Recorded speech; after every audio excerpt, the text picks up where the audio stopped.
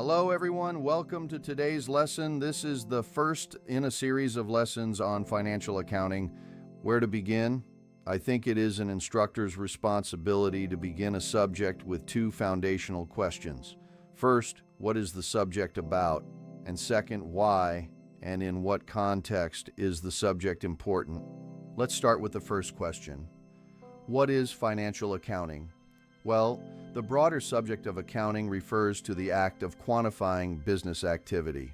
There are three branches of accounting: tax accounting, managerial accounting, and financial accounting. Our focus in these lessons is financial accounting. Financial accounting is concerned with summarizing business activity and reporting that information to capital providers.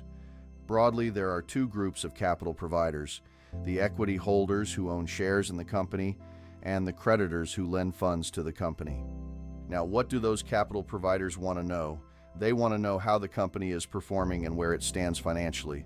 So, in a nutshell, financial accounting is just an information system, a language, to let the capital providers know how the business is doing and where it stands financially.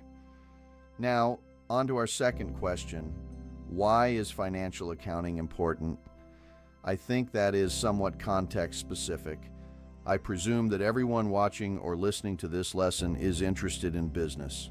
Maybe you are a stock investor looking to better understand how to read financial statements. Maybe you are an aspiring entrepreneur who is looking to raise capital and wants to know how to communicate with investors and lenders. Or maybe you are a non-finance business executive looking to better understand this strange but important language. Business and investment decisions revolve around sound insights based on information.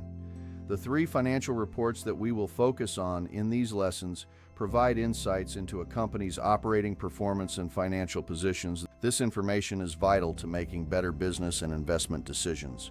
With that, we look forward to having you in future lessons. See you in the next one.